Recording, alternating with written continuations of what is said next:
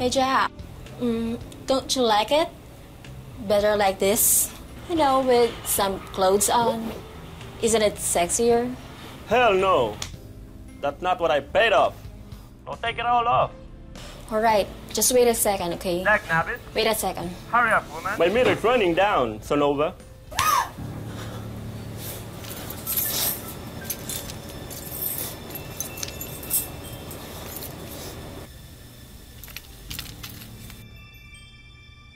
I'm back, Jack.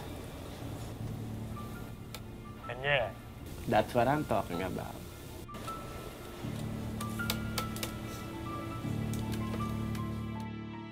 Laganap na rin ang mga cybercrime gaya ng online prostitution. Kumakalat po ito ngayon, kasabay ng madalas na paggamit ng internet.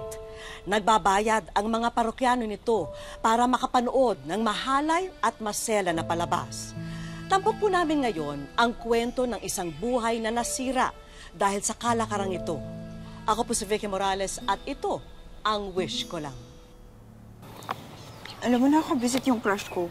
Hanggang ngayon, hindi niya pa ako pinapansin. Kung ano-ano ng pagpapansin ginagawa ko, nagpaparamdam na ako. Hindi niya pa rin ako niyayaya sa JS Prom. Gusto ko siya yung kadate ko. Diyos ko, baka ba din yun Masasaktan talaga ako pag nakita ko siya na may kadate na lalaki. May anong gagawin ko? Ano ba yan? Kanina pa ako emote ng emote dito. Ang tahimik mo. Hindi kasi ako makarelate sa mga pinagsasabi mo. JS Prom na talaga yung pinoproblema mo. Hindi pa nga tayo sigurado kung makakagraduate tayo eh. Bakit ba? Nagpaparinig na naman ba si tita? Kailangan magtrabaho para may katulong siya sa mga gastusin sa bahay. Bakit alam na alam mo? Kasi dialogue rin niya ng nanay ko eh. Basta ako, maka-attend lang ako ng JS Prom. Okay na ako kahit hindi makatapos. Ewan ko sa'yo, Lani. Alam mo, maghanap ka ng kausap mo, ha? Sige na, bye-bye. Oy, huwag ka malilate sa klase bukas, ha? Gusto ko maaga ako. Ay, pipilitin ko kasi pag napanaginipan ko si Crush, baka hindi ko na gustuhin gumising pa. Sira. Sige na, bye-bye. Nay, dito na po ako. Anak, mabuti dumating ka na. May maganda akong balita sa'yo. Nay, bakit niyo po iniimpake yung mga gamit ko? Siya nga pala si Disay. Recruiter siya galing sa Pampanga. Nandito siya para maghanap ng mga ipapasok na kasambahay. Kasambahay? Nay, sana tinanong niyo po muna ako kung gusto. Maylin, alam mo naman gipit na tayo. At saka hirap na ako maghanap ng pagkain natin araw-araw. Ito na lang naisip kong magandang solusyon. Paano yung pag-aaral ko? Nay, malapit na akong graduate. Hindi ka rin naman makakagraduate, anak, kung wala tayong pera. Sumunod ka na lang, ha? At saka, nag-advance na si Disay ng 3 buwan na sweldo mo. Wala na tong atrasa. Nay, pwede ko po bang tawagan muna si Leilani? Papaalam lang po ako. Si Leilani? Yung pinsan mo? Eto pa ang maganda. Makakasama mo siya sa Pampanga. Pumayag na din kasi yung tita niya na magtrabaho siya. Hindi ka ba natutuwa, anak? Magkasama kayo ni Lani. Nay, hindi. Hindi ko po gustong tumigil sa pag-aaral. Wala na tayong magagawa. Basta ito ang tandaan mo, Harka. Pag nasa Pampanga ka na, tawagan mo agad ang Tito Jonjon mo, okay? Nandito na tayo. Baba na kayo. Kanina pa namin kayo hinihintay eh. Oh, pasok na. Huwag na kayo mahiya. Ayun, oh. Girls, pasok kayo, dali. Pabuhin mo muna dyan. O, Disay. Magaganda ba yung mga dala mo sa akin ngayon? Of course, Mami Sen. Palagi naman, di ba? Girls, eto si Mami Sen. Siya yung magiging boss nyo. Magandang hapon po. Hapon po. Kahit labag sa loob ni na Maylin, natuloy ang pasya ng kanilang mga magulang na mga muhan silang magpinsan. Oo nga. Joel, Ma'am. ang dato. Ito, ma'am. Disay, Thank you, Mami Sen. Paano po? Mauna na ako. Oh, girls, magpaka-enjoy kayo dito, ha? I-enjoy niyo ang trabaho at magpapakabait kayo. Sige po, mauna na ako. Oh, girls, alam ko, napagod kayo sa biyahe. Sa ngayon, ipapakita muna ni Joel sa inyo kung saan ang magiging mga kwarto ninyo. Magbihis kayo, maligo kayo, magpahinga kayo, pagkatas maghapunan kayo. Kailangan presko kayo para sa unang araw ninyo bukas. Okay ba? Okay po. Yan na kayo. Tutulog kayo yung kwarto niyo. Estas. Salamat. Ano mga gamit niyo? Estas. Okay naman kami dito. Mababait nga yung mga boss namin. Pinakain kami agad. Tapos ngayon, magpapahinga na kami. Mabuti naman kung gano'n. Basta kapag may problema, tumawag kayo agad sa akin, ha? Biniling kayo sa akin ng nanay niyo. Kaya akong bahala sa inyo, ha? Salamat po, Tito. Sige po, matutulog na po kami. Maaga pa daw kami bukas eh. Okay, sige. Pagpalain nawa kayo ng Panginoon. Lani, ingat kayo dyan. Maylin, ha? Bye-bye po. Bye, Tito.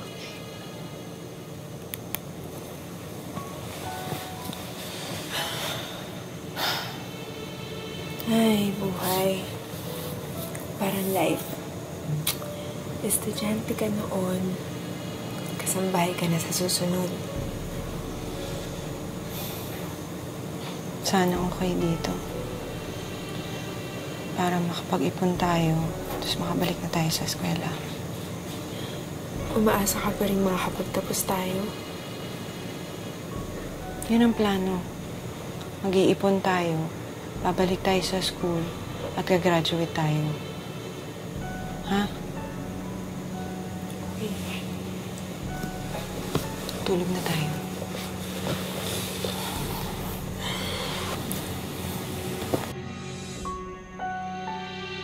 O, ayan, ha? Marunong ka nang makipag-chat sa internet. Kasi susubukan kita, ha? Sige nga, lakasan mo nga yung volume. Yan, very good. Okay ka na. O, sinong next? Maylin, di ba? O, ikaw next. Insan, kayang-kaya mo yan. May alam ka ba sa computer? Opo, may computer subject po kami sa school. O, sige, kung talaga may alam ka, buksan mo nga yung, chat box. Ganito lang yan, eh. Kaya ko na po. Magbihira ka naman, oh. Tinuturuan lang kita, eh. Very good, ha? Ganito na lang, ha? Mag-practice kayo rito. Tapos, saritan kayo sa paggamit ng computer. Ha? May, bakit kaya ganito yung pinasuot sa atin? Hindi ako sanay. Ali kayo, baba kayo, baba. Ayan. Magaganda na kayo. Very good. Ngayon ang araw ng inyong trabaho. At ang trabaho ninyo ay isa lang. Yun ay makipag-usap sa taong nasa kabilang linya ng computer na yan. Di ba po kasambahay yung trabaho namin dito? Eh, bakit? Hindi ba kasama namin kayo sa bahay? Eh, di mga kasambahay kayo. Ang trabaho mo ay sumunod sa utos ko. At ang utos ko ay kausapin ninyo yung mga tao sa kabilang linya ng computer. Baitan mo. Maging magalang ka. Balambing. Pasayahin mo sila. Gawin mo lahat ng gusto nila. At kapag nagawa niyo yan, may malaking bonus kayo sa akin. Maliwanag?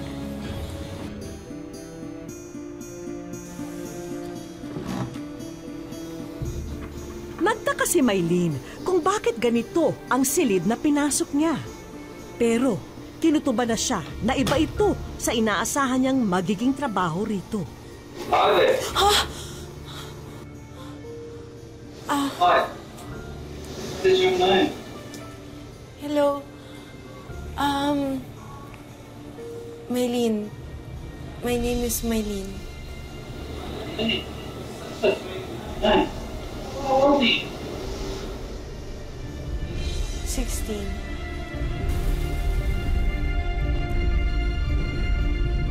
Could you dance for me, Lani? Po? I mean, you want me to dance?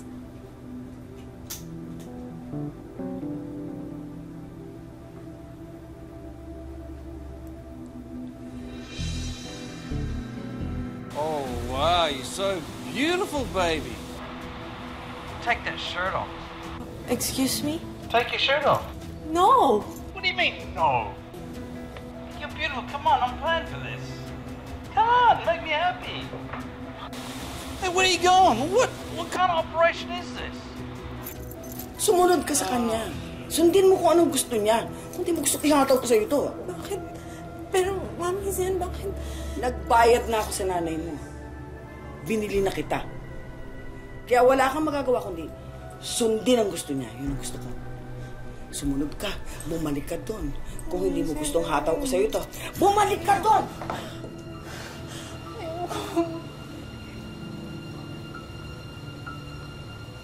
Ah, you're back, babe. What's so sad? Ready to take your shirt off?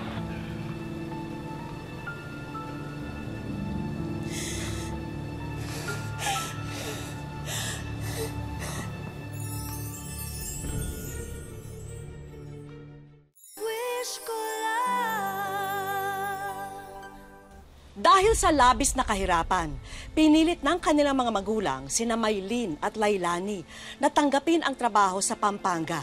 Ang hindi nila alam, cyber prostitution ang napasok nila. Isang sindikato ang namamahala at nagpapalabas ng kalaswaan gamit ang internet para sa mga customer nila sa ibang bansa. Yeah,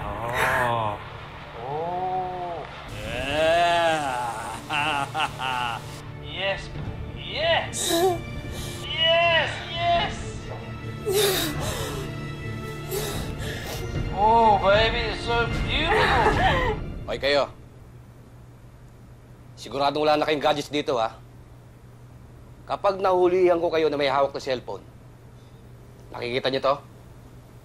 Tatagpasin ko lahat ng mga tenga niyo. Liwanag! Liwanag! Tulog na kayo. May, anong gagawin natin? Ayoko na dito. Gusto ko nang umuwi. Pinilit ko lang yung pinapagawa nila sa akin kanina. Okay, gusto ko na din umuwi eh. Pero sasaktan nila tayo pag lumayas tayo dito. Huwag mag-alala. Masasanay din kayo. Bakit ba nila to ginagawa? Ano pa? E di para sa pera. Nagbabayad yung mga foreigner na yun para mapanood tayo. Yun nga lang, kay Mami Sen na pupunta yung pera. Pero hanggang doon lang naman yun, di ba? Hindi naman niya tayo para ibenta sa... Alam mo na. Bakit? Ano ba yung pinagkakaiba? Di ba't nagbebenta rin naman tayo ng katawan? Yun ang pinapagawa nila sa atin, di ba? Oo nga, hindi nila tayo kinakama, pero nagbebenta pa rin tayo ng aliw. Mga pokpok pa rin tayo. Mga bayarang babae.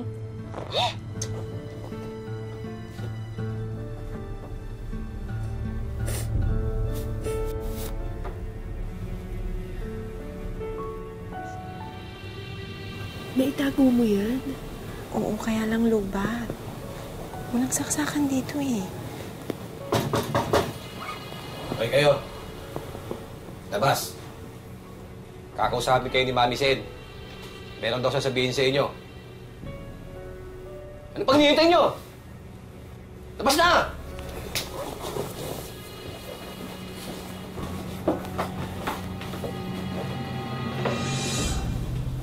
Kung inaakala ninyong kaya ninyo akong lokohin, nagkakamali kayo.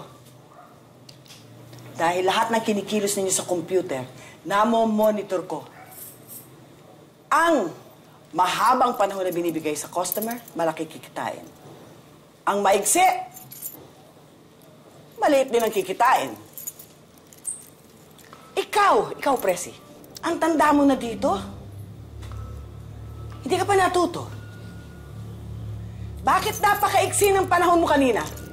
Hindi ko naman kasalanan kung madaling matapos yung mga customer ko. Wala akong pakialam kung sino ang may kasalanan. Ang interest ko lang ngayon, kikitain ko. Joel, 10 palo. Ingatan mo lang na huwag tatamaan ng mukha at ng mga ibang parte ng katawan niya na gustong tignan ng customer. Malaki pa ang kikitain ng babaeng yan para sa atin. Sige! Handa ka na ba?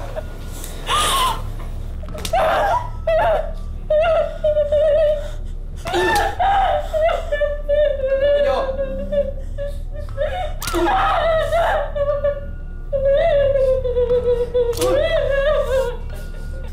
Tumingin kayo! Ang sino mang hindi tumingin, susunod na paparusahan. Ang pinakamaliit ang kita, walang hapunan. Kaya pagbutihin ninyo kung hindi nyo gustong magutom o masaktan. Sige, Joel, tuloy!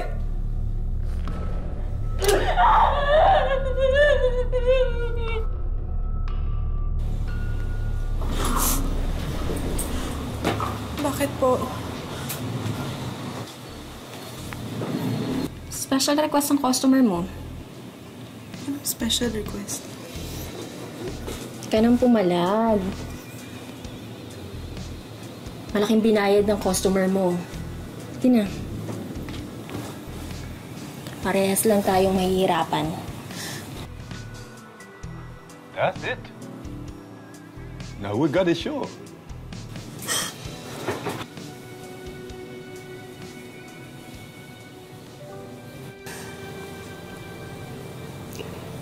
May... Binaboy nila tayo. May mga hayop yung trato nila sa atin.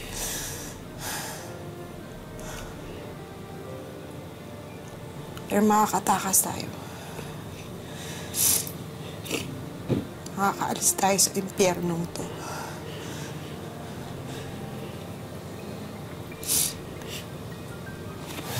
No. Kailangan ko makatawag kay Tito John. Sa computer. Di ba may extension? Pwede ako makisaksak doon kahit sandali lang.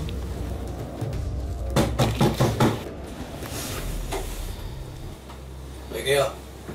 Labas. Bakit? Anong bakit? Labas sabi!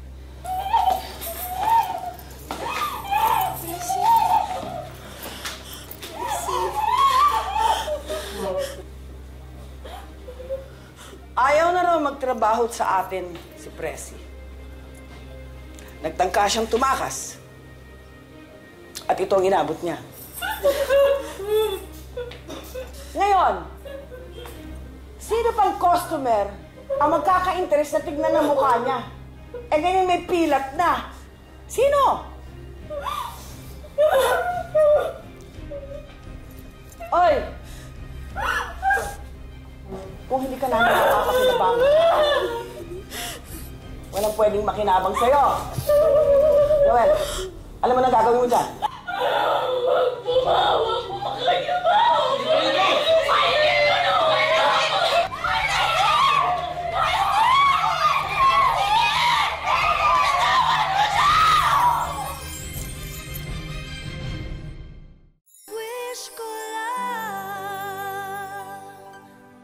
Sunod-sunod na kalbaryo ang hinarap ni Mylene at ng mga kasamahan niya sa cybersex den.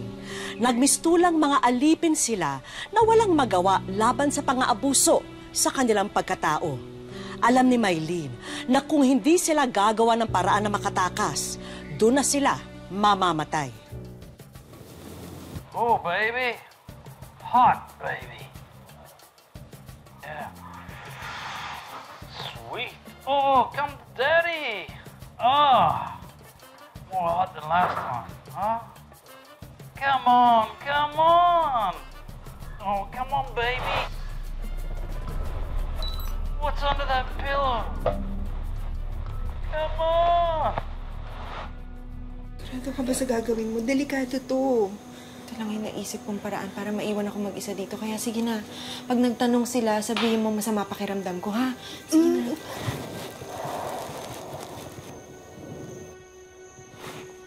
Mag-iingat ka. Sige na.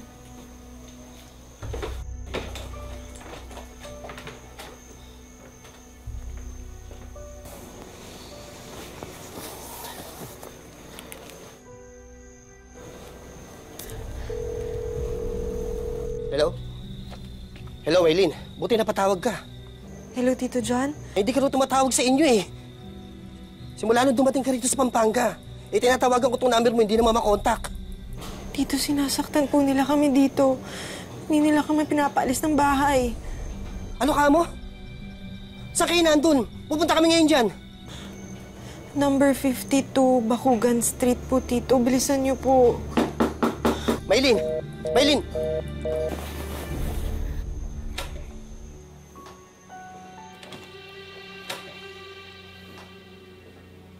Balita ko may sakit ka daw sabi ni Lani. Totoo ba yun? Medyo okay na yung pakiramdam ko. Susunod na ako sa kwarto. Hindi, kinakausap pa kita eh. Saan ka pupunta? Total, nandito ko na rin lang eh. Mag-happy-happy na tayo. Baboy mo! Bitawan mo ako! Ayop ka! Ano pumamalan? Hoy! Joel! Ayop ka! Tigilan mo yan, ha? Ano ito? Mami, sorry. Ito kasi, nagdadailan eh. Ayaw magtrabaho. May sakit daw siya eh. Ganon? Opo. Talaga? Halika nga. Di ka daw! Patingin nga kung totoo. Natawag ka eh.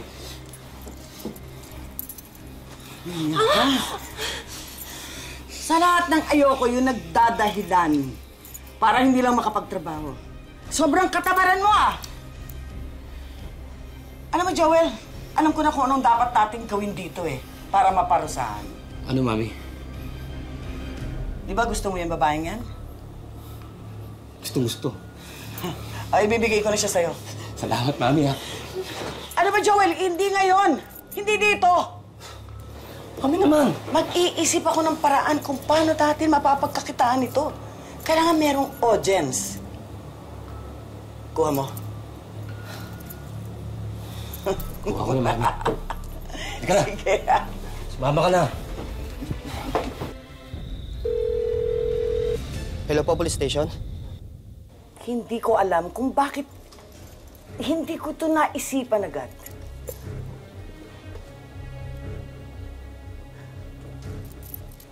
Hindi lang isa makakapanood sa'yo ngayon.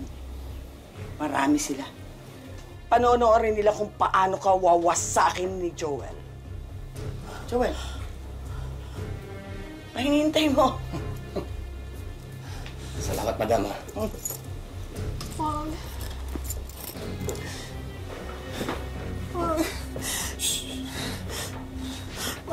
Hindi kita ano yun? Sandali! Yeah, come on. Oh! That's great. Yeah.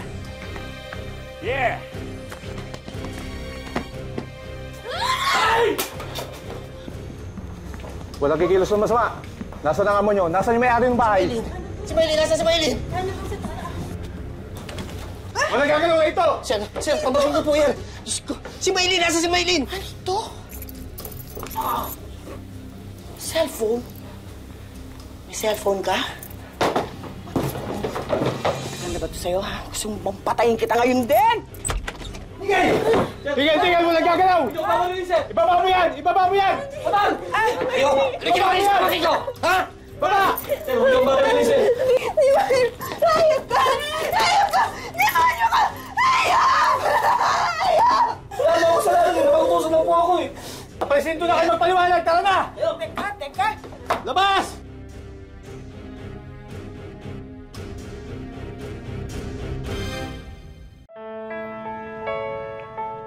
Kahit 7 taon na ang nakalipas, hindi lubos maisip ni Maylin, hindi niya tunay na pangalan na makakalaya siya sa kapahamakan ng sitwasyon niya noon sa isang cybersex din. Kasi dati po, nandun po yung takot, yung kaba, yung trauma, na hindi po kami pinapakain, na hindi po kami sasahuran. At ngayon naman po, grateful na po ako kasi may sarili na po akong pamilya. Masaya na po ako sa simpleng buhay na meron kami ngayon. Sa ngayon, naririto siya sa Tacloban City para maghanap ng trabaho. Nagbabaka sakali akong maghanap ng trabaho para matustusan ko yung pangangailangan ng anak ko. Kasi kung magkasama kami at nakikita ko siyang hindi nabibigyan ng gatas, ng diapers, mas masakit yun sa akin. Dati, meron kaming sari-sari store na kaunti na naiwan ng lola niya na namatay na kami yung nagpatuloy. Tapos, naglalako ako ng banana Q. Kaya nga lang na yung tinda na ubos kasi doon namin kinukuha yung gatas, yung pagkain, yung ulam namin. Nagpapasalamat si Maylene na nakayanan niyang lagpasan ang trauma na dulot ng nangyari noon. Doon ko nasabing magiging okay na ako nung nahatulan na yung amo ko ng habang buhay na pagkakulong. Masaya na po ako sa buhay ko. Nakapag-move on na din po ako sa past ko. Bilang ina at babae, ito ang kanyang mensahe para sa mga kababaihan at kabataan base sa naranasan niyang bangungot ng kahapon. Sana hindi niyo po itulak yung anak niyo na gawin ang isang bagay na alam niyo pong hindi dapat. Dahil obligasyon po ng magulang na pag-aralin at pagtapusin yung mga anak. At sa mga kabataan naman, kahit bata pa kayo, dapat maging mature na yung isip niyo na wag basta titiwala sa ibang tao. Wag po tayong maging agresibo dahil hindi matutumbasan ng pera ang kasiyahan na may bibigay mo ng ngayong bata ka pa. Sa aming pagbabalik. Hi, Maylene! Ikaw ay nasa Wish Ko Lang. Wish ko lang. Ngayong araw, nakumbida si Maylene na magsalita sa isang pagtitipon ng ilang puno at staff ng barangay ng Tacloban. Magandang hapon po. Ako po si Maylene. I-share ko lang po yung nangyari sa akin about 7 years ago po. Kung hindi po dahil sa tulong ng mga lokal na ng mga pulis, DSWD, ng tiyuhin ko po, hindi po ako makakaligtas. Salamat. Bilang pasasalamat, isang video ang ipinapanood ng kakutsaba naming staff kay Maylene. Hi, Maylene! Ikaw ay nasa Wish Ko Lang. Unang-una, salamat sa iyong pagbabahagi ng iyong buhay. Alam namin, hindi madali ito para sa iyo. Kaya sa tulong ng kwento mo, sana magsilbi itong aral at inspirasyon sa ating mga kababaihan. At sa araw na ito, sana tanggapin mo ang iyong sorpresa ng Wish Ko Lang para sa iyo. Hindi ko po expecting. Masaya po. Lagi po silang maging positibo po. Maging matatag at huwag silang mawala ng pag-asa. Nagpapasalamat po ako dun sa mga taong tumulong po sa akin. Sa kabilang gusali, isang kaibigan din ang may hatid na mensahe na sana'y ikatuwa mo. Sa ngalan ng TESDA at ng City Government of Tacloban, ina-award namin sa iyo itong scholarship grant na iyong magagamit para for enrollment sa kahit saang training center dito sa Tacloban. Malaking tulong po ito sa amin. Maraming salamat po. At eto pa ang mga regalo naming supplies para sa iyong anak. Masaya po ako. Natupad na rin po yung wish ko po. Tanggapin nyo rin ang mga panindang ito para maipagpatuloy nyo ang inyong negosyong sari-sari store. Malaking tulong po sa amin sa bagong buhay po namin this 2018. May extra ring suportang pinansyal para sa inyo bilang buena mano sa taong ito. Patunay si Maylene na gaano man kadilim ang pagsubok ng nakaraan, malalagpasan ito sa tulong ng mga mahal sa buhay. At sa bawat hakbang, taglay dapat natin ang pag-asa na makakamit natin ang mapanatag na kinabukasan. Sa panahon ngayon, dagsana ang mga paraan ng pang-aabuso. Kaya maging mapanuri po tayo, mag-ingat at huwag basta-basta magtitiwala sa alok na nakakasilaw. Dahil ang hangad na ginhawa ay pinaghihirapan at pinagsisikapan. Maraming salamat po muli sa inyong pagsubaybay mga kapuso. Ako po si Vicky Morales para po sa Wish Ko Lang.